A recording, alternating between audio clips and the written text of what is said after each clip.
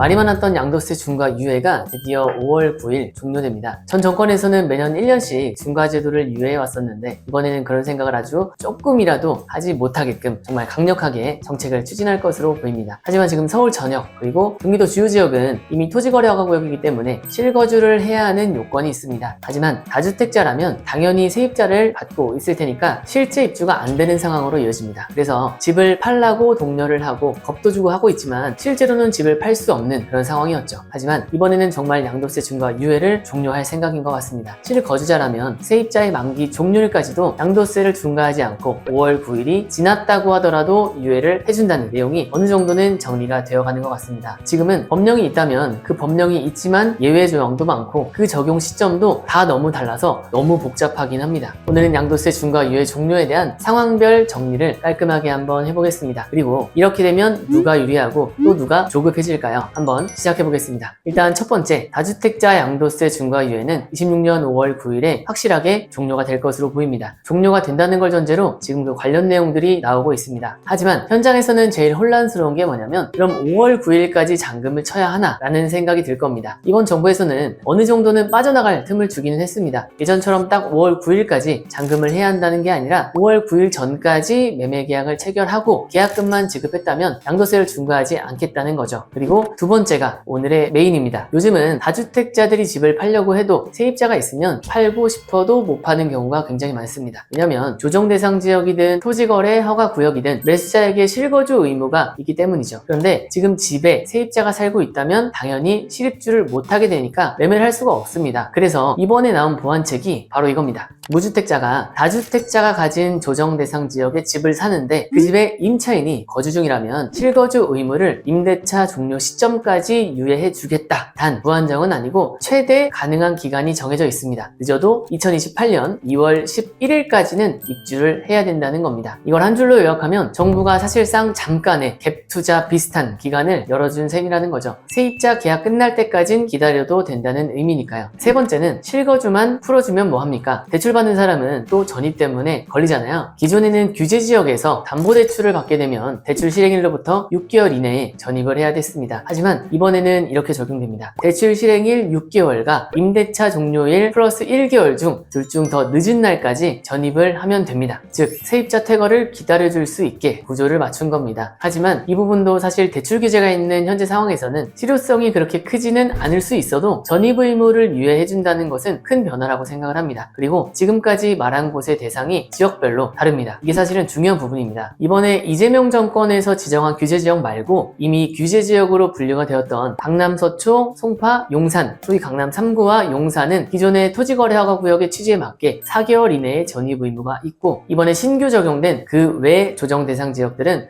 6개월의 전입 의무를 부과한다는 내용입니다. 그럼 제가 느끼는 현장 시나리오를 한번 말씀드려 보겠습니다. 먼저 다주택자들은 물건을 팔아야겠죠. 5월 9일이 굉장한 심리적인 데드라인이 될 겁니다. 잔금까지가 아니라 계약금 입금까지로 완화가 됐어도 사람들의 마음은 급해질 거라고 봅니다. 그리고 무주택자입니다. 무주택자는 이번이 아주 좋은 기회일 수 있습니다. 어쩌면 이번 기회를 놓치면 다시는 돌아오지 않을 기회일 수도 있다고 생각합니다. 예전에는 세입자가 있는 집은 실거주 의무 때문에 매수가 불가능했는데 이제 조건이 맞으면 매수도 가능합니다. 이걸 보면서 제가 느낀 건 어차피 기존의 규제들이 계속 유지가 된다면 거래가 될 수 없는 구조였습니다. 보유세를 늘리면 세금적으로 압박은 하는데 거래를 못하면 결국에는 징수를 할 수 없는 거니까요. 그래서 정부가 거래 통로를 좀 열어주면서 세수 확보를 하기 위함이 아닌가 하는 생각도 해봅니다. 그리고 이런 질문도 많이 해주십니다. 이 정책이 아파트 말고 원룸주택 시장에는 어떤 영향을 줄까요? 결론부터 말씀드리면 저는 체감할 만큼 변화는 크지 않을 것 같다는 게 제 생각입니다. 이미 원룸주택은 매매가의 흐름 자체가 아파트처럼 많이 올라간 상황이 아니고 원룸주택의 매매가 추이에 대해서는 지난 영상들에서 많이 다뤘었고 매매로 나오는 이유가 전세보증금 반환 이슈 때문이지 양도세 중과에 대한 부담감으로 나오지는 않고 있습니다. 물론 양도세 부분을 걱정해서 나오는 물건도 있기는 합니다. 아시겠지만 원룸주택도 3계층을 초과한 면적을 주택으로 사용할 경우에 그 용도와 상관없이 다주택자가 될 수 있을 리스크가 있기 때문에 이 부분을 걱정하시는 분들도 있기는 합니다. 이 부분도 별도 영상으로 한번 제가 다뤄보도록 하겠습니다. 정리해보겠습니다. 양도세 중과 유예는 2026년 5월 9일에 종료가 됩니다. 이번에 이재명 대통령께서 하시는 걸 보면 아마 이번에도 유예가 되지 않을까 하는 그런 의문조차 들지 않게 정말 강하게 밀어붙이려고 하는 것 같습니다. 하지만 딱 5년 전 문재인 대통령 대통령께서도 비슷한, 아니 거의 똑같은 정책을 펼쳤습니다. 그것도 수십 번의 부동산 대책을 통해서 말이죠.